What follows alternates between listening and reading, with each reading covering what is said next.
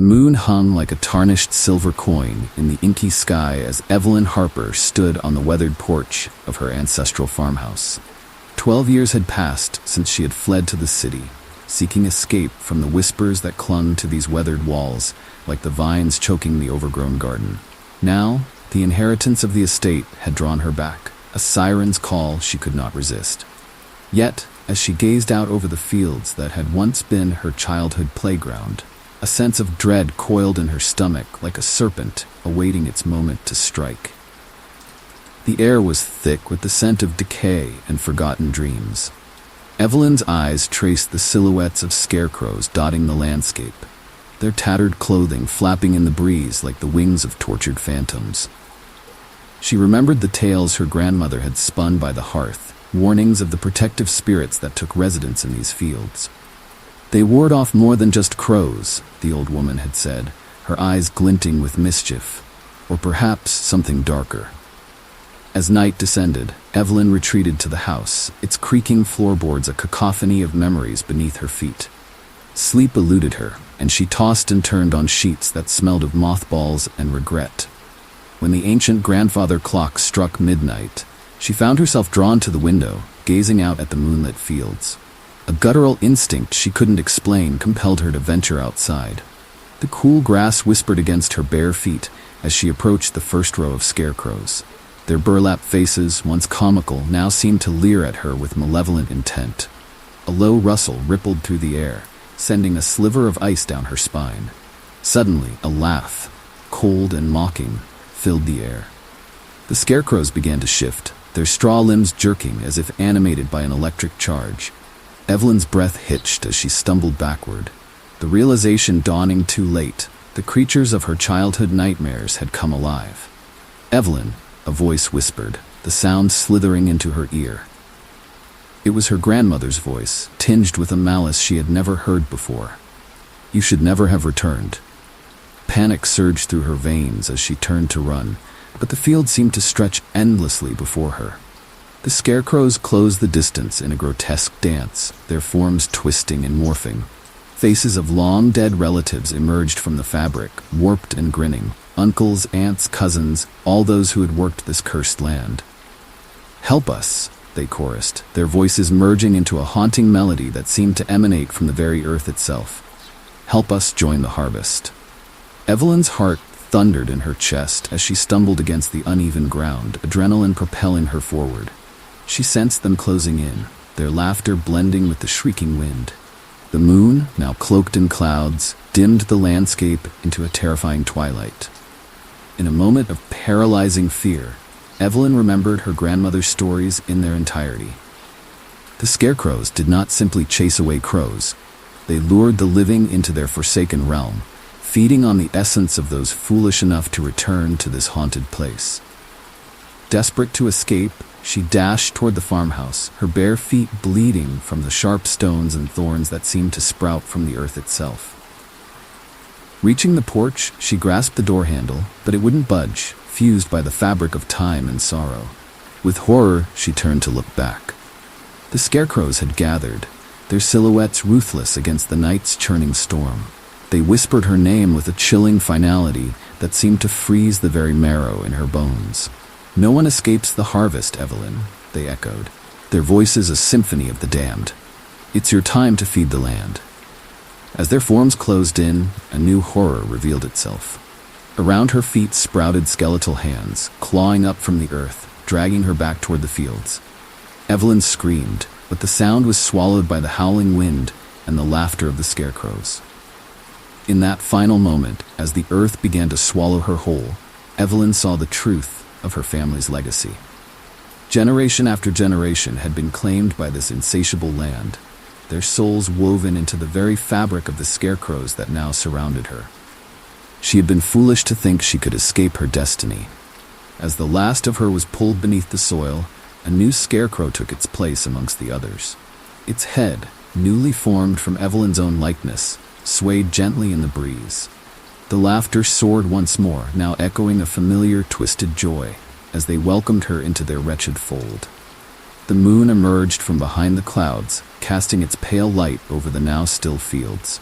The farmhouse stood silent and empty, waiting for the next unwary soul to return home. And in the whisper of the wind through the corn, one could almost hear the faint echo of Evelyn's voice, joining the chorus of the damned in their eternal harvest of souls.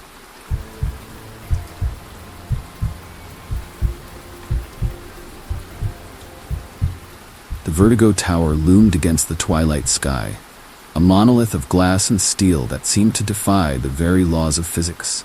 Its upper floors twisted like a corkscrew, disappearing into a perpetual mist that clung to the building's summit. Mark Holloway stood before it, his heart pounding with a mixture of anticipation and dread. He had come to the city seeking a new beginning, but as he gazed up at his new home, he couldn't shake the feeling that he was staring into the maw of something ancient and hungry. The lobby was a study in shadows and whispers. Marble floors gleamed dully under flickering lights, and the air hung heavy with the scent of decay and forgotten dreams. Mark approached the elevator, its brass doors etched with intricate patterns that seemed to writhe and shift under his gaze.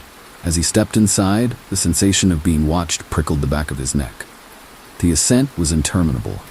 Mark felt as if he were being drawn upward through molasses, each floor passing with agonizing slowness. When the doors finally opened on the 9th floor, he stumbled out into a corridor that stretched impossibly in both directions. The wallpaper, a sickly shade of green, pulsed with a life of its own, and the carpet beneath his feet seemed to shift and undulate with each step. "Are you lost?" The voice, soft and lilting, came from behind him. Mark turned to find a woman standing in the shadows, her pale skin luminous in the dim light. Her eyes, wide and dark, held the weight of countless sleepless nights. "I'm Lucy," she said, stepping forward. "I live on this floor, or at least I think I do. It's hard to be sure of anything here." Mark introduced himself, trying to keep the tremor from his voice. "I'm looking for apartment 9A. Can you help me?" Lucy's lips curved into a sad smile. "The apartments here? They're not like normal places. They move, you see. Change. Sometimes you find what you're looking for, and sometimes—" She trailed off, her gaze distant. "Sometimes you find something else entirely." Together they set off down the endless corridor. With each step, the world around them seemed to shift and warp. Doors appeared and disappeared, their numbers changing in a dizzying dance. From behind some came the sound of weeping. From others, laughter that bordered on madness. Mark's head swam, his sense of reality slipping away like sand through an hourglass. "How long have you been here?" he asked Lucy, desperate for some anchor to the world he had left behind. "Time doesn't work the same way here," she replied, her voice barely above a whisper. "I've been wandering these halls for what feels like centuries. We all have our own nightmares in this place. You'll find yours soon enough." As they turned yet another corner, Mark felt a chill run down his spine. The air grew thick and heavy, pressing against him like a physical force. Shadows danced on the walls, taking on grotesque shapes that seemed to reach for him with grasping fingers. Suddenly, Lucy was gone, vanished as if she had never existed. Mark called out for her, his voice echoing strangely in the oppressive silence. He stumbled forward, panic rising in his throat like bile. A door stood before him, its number shifting and blurring before his eyes. From behind it came the sound of a child crying. Without thinking, Mark reached for the handle, driven by an instinct he couldn't explain. The room beyond was a void, a darkness so complete it seemed to devour light itself. In the center stood a small girl, her face hidden by a curtain of lank, dark hair. "Help me," she whimpered, her voice echoing in the emptiness. "It's so dark here." Mark took a step forward, and the door slammed shut behind him with a finality that sent a jolt of terror through his body. The girl looked up, and Mark saw that her eyes were black pits, endless and hungry. "Now you're mine," she hissed, her voice no longer that of a child, but something ancient and malevolent. Mark turned and ran, bursting back into the corridor. But it was no longer the same place he had left. The walls pulsed with an unholy light, and the floor beneath his feet seemed to ripple and flow like water. He ran, chasing shadows and whispers, each turn bringing him deeper into the heart of the nightmare. Faces peered at him from the walls, their mouths open in silent screams. The very fabric of reality seemed to unravel around him. As he rounded yet another corner, Mark found himself back in the elevator. The doors closed with a soft hiss, and he felt the familiar sensation of ascent. But this time, it didn't stop. Up and up he went, past floors that couldn't possibly exist, until finally the doors opened once more. He stepped out into a vast empty space. The city sprawled below him, a sea of twinkling lights that seemed impossibly far away. And there, standing at the edge of the void, was Lucy. "Welcome home, Mark," she said, turning to face him. Her eyes were no longer human, but swirling vortexes of darkness. "You found your apartment at last." As the realization of his fate washed over him, Mark felt the last vestiges of his sanity slip away. He had come seeking a new beginning, but in the Vertigo Tower, there were only endings. An eternity of wandering through endless corridors, trapped in a nightmare from which there was no awakening. The mist closed in around him, and Mark Holloway became just another lost soul in the Vertigo Tower, forever searching for a home he would never find.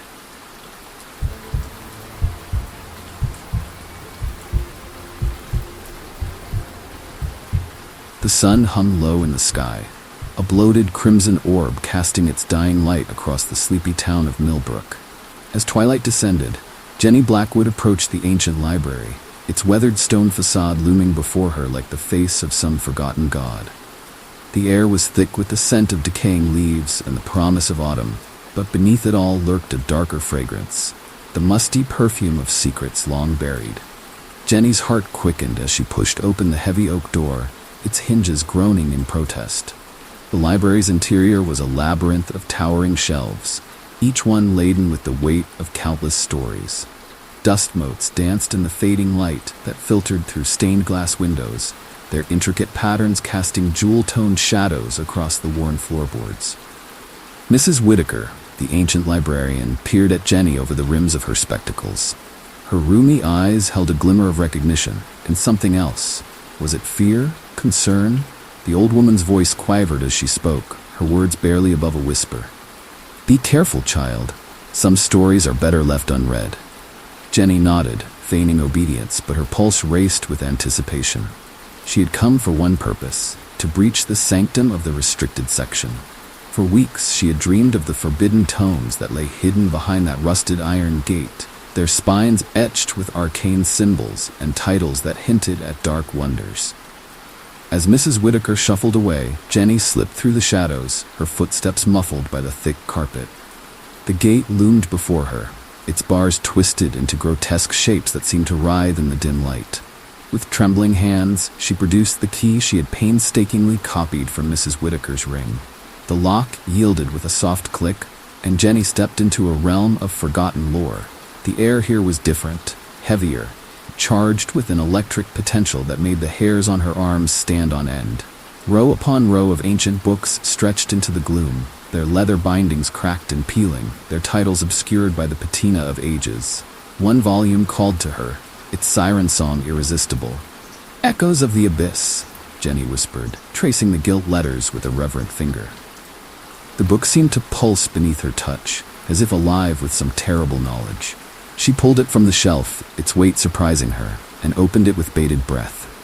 The pages were yellowed and brittle, covered in spidery script that seemed to writhe and shift as she tried to focus on the words. Jenny began to read aloud, her voice growing stronger with each syllable. "When summoned, the spirits awaken. Beware the depths of the abyss." As the final word left her lips, a chill wind swept through the library, extinguishing the meager light. The temperature plummeted, and Jenny's breath frosted in the air before her. From the corners of the room, shadows began to coalesce, taking on monstrous forms that defied description. Panic seized her as she realized the magnitude of her mistake. She had not merely read a book, she had unlocked a portal to realms beyond mortal comprehension. The shadows surged forward, their hollow eyes fixed upon her with predatory intent. Jenny stumbled backward, her heart hammering against her ribs. She tried to scream, but the sound died in her throat as a figure emerged from the maelstrom of darkness. It was a woman, her features hauntingly familiar yet twisted by otherworldly forces. "Mom?" Jenny gasped, recognition and horror warring within her. The specter's eyes gleamed with an unearthly light as it spoke, its voice an echo of grief and rage. "Jenny, my child, why have you called me back from the void?" Tears streamed down Jenny's face as she stammered. "I didn't mean to. I was only curious. I didn't know." The apparition's form stretched and contorted, tendrils of darkness wrapping around Jenny's limbs. "Curiosity has a price, my dear. You have opened a door that cannot be easily closed. I cannot return to my rest until I have collected my due." Jenny's mind reeled as she grasped the terrible truth. This was no joyous reunion, but a trap sprung by forces beyond her comprehension. The price for her transgression would be steep indeed. "Please," she begged, her voice cracking with desperation. "I'll do anything. Just let me go." The specter's laughter echoed through the library, a sound that chilled Jenny to her very soul. "Anything? The knowledge you seek requires a sacrifice. Are you prepared to pay it?" As the darkness pressed in around her, Jenny became aware of Mrs. Whitaker's frail voice calling from beyond the restricted section. "Jenny, you must close the book. The summoning is bleeding into our world." With a surge of desperate courage, Jenny lunged for the fallen tome. The shadows tightened their grip, but she fought against their cold embrace. In that moment, she saw the faces of countless others who had been ensnared by the book's dark allure, their spirits trapped in eternal torment. "I reject your power," Jenny cried, her voice ringing with newfound strength.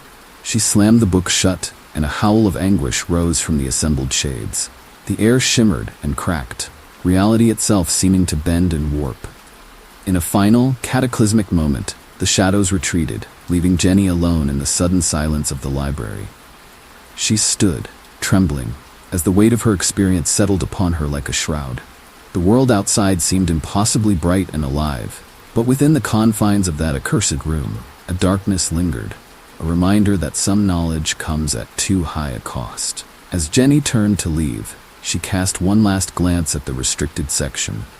She knew she would not be the last to be tempted by its forbidden treasures, but she had learned a terrible lesson. In the pursuit of hidden truths, one might awaken horrors best left to slumber in the depths of forgotten pages.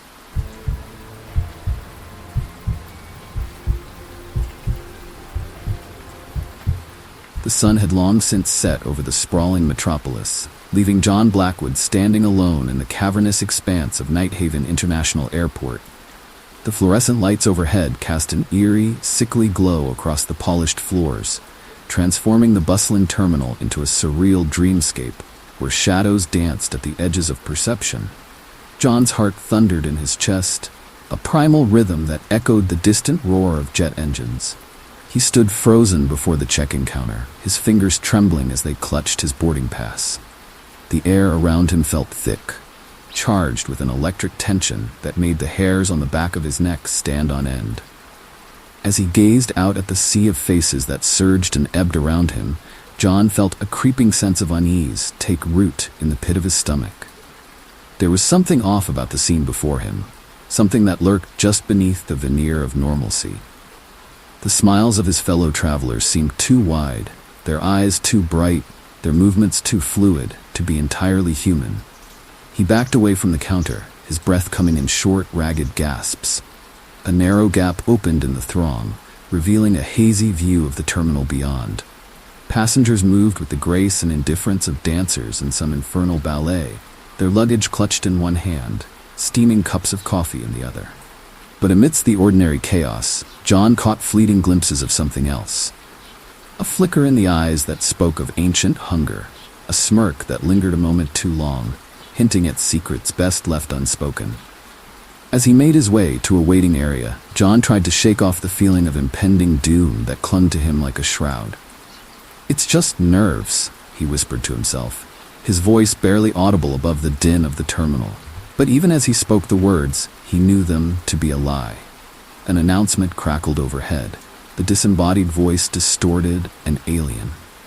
"Flight 302 to New York is now boarding." John glanced at the gate, watching as another surge of passengers rushed toward the entrance, their bodies morphing into a solid mass of writhing limbs and grasping hands. He squeezed his eyes shut, trying to ground himself in reality. But when he opened them again, the world had shifted subtly, as if viewed through a warped lens. The faces around him seemed to melt and reform, revealing glimpses of something monstrous lurking just beneath the surface. "John?" A familiar voice cut through the cacophony, and he turned to see Sarah, his ex-girlfriend, approaching. Her raven hair cascaded over her shoulders like liquid shadow, and for a moment relief washed over him. But as she drew closer, John felt a chill creep up his spine. Sarah's smile lingered a fraction too long, her eyes shifting oddly in their sockets. "Hey, I thought I'd run into you here," she said, her laughter ringing out with a note that was too high, too synthetic to be human. John's stomach dropped as he replayed their last conversation in his mind. Had she always pronounced his name like that? The way it rolled off her tongue seemed affected, as if she were trying on a new identity like an ill-fitting suit. "Your flight is boarding, right?" Sarah asked, tilting her head at an impossible angle.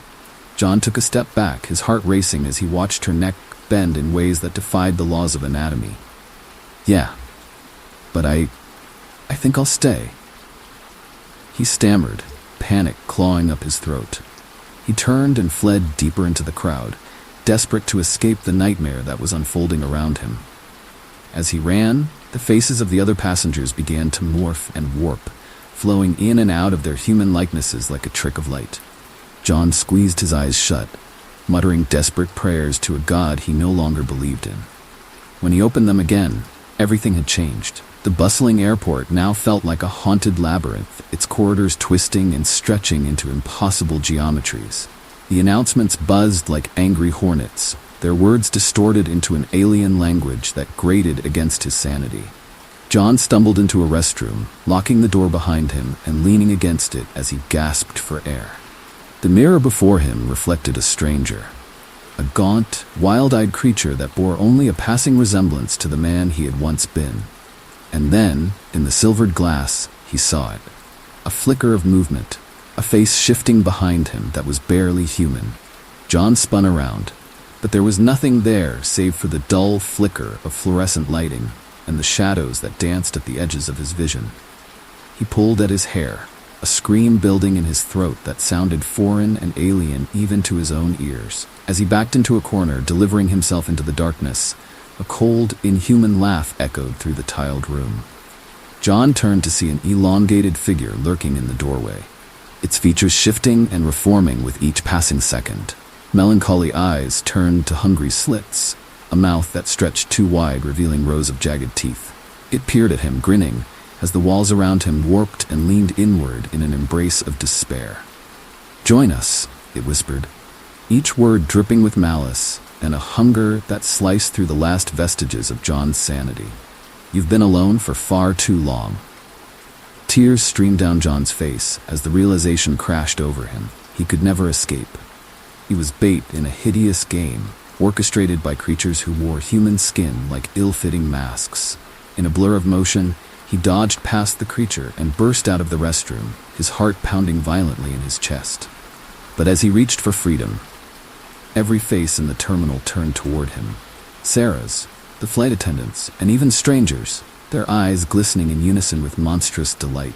The crowd moved as one, an orchestrated dance of terror that closed in around John from all sides. "Let's go home, John," came that twisted voice again, this time from every direction, binding him in a nightmarish embrace. As the walls of reality crumbled around him, John Blackwood realized that he was trapped in a world where he no longer belonged. A terminal of shadows where the line between human and monster had blurred beyond recognition. And as the creatures closed in, their hungry eyes fixed upon him, he knew that his journey had only just begun.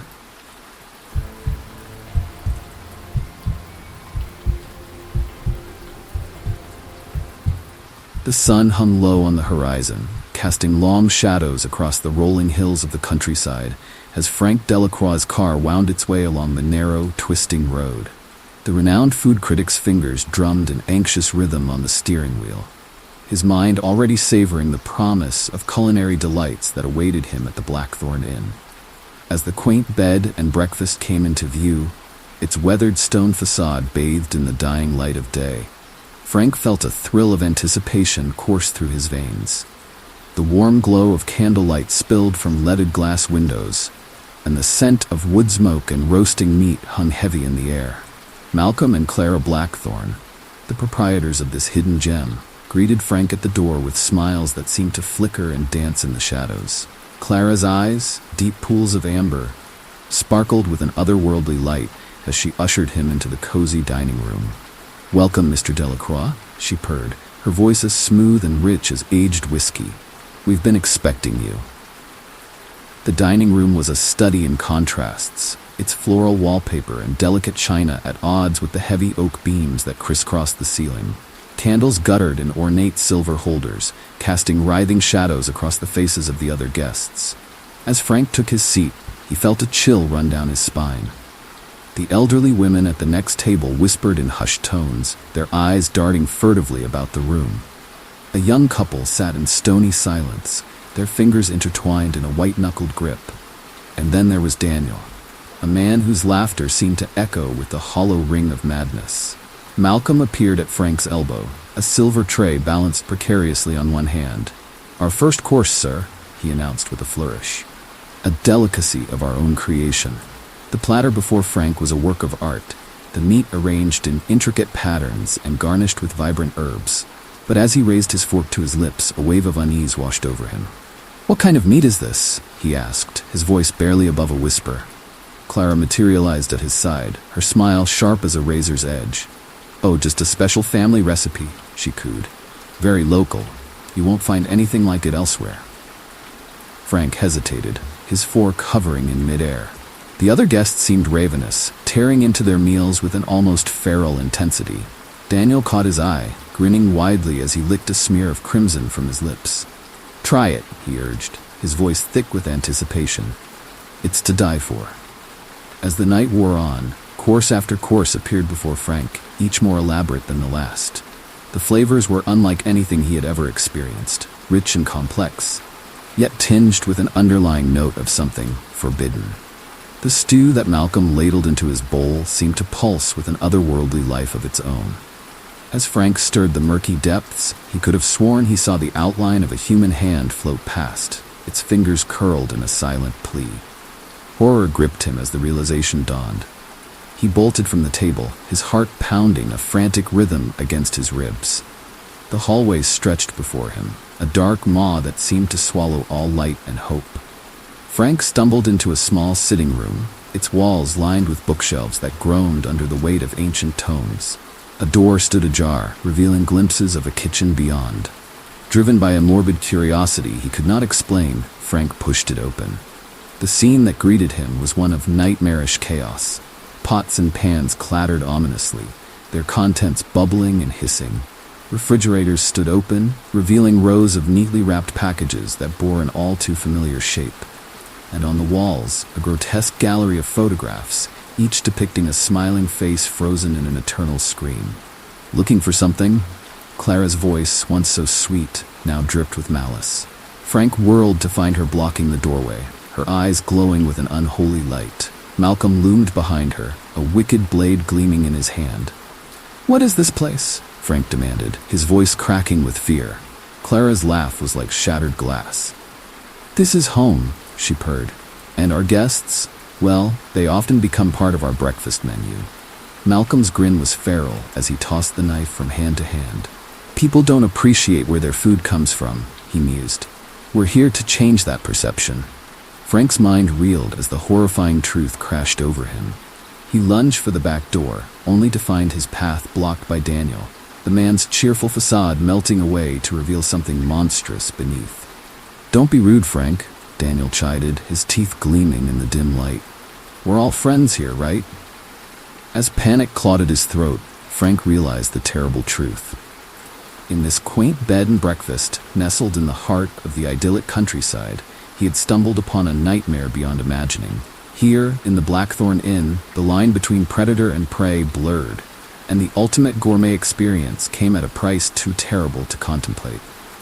As the shadows closed in around him, Frank Delacroix, renowned food critic and connoisseur of the finest cuisines, found himself facing the most terrifying review of his life, one in which he would become the final course in a feast of the damned.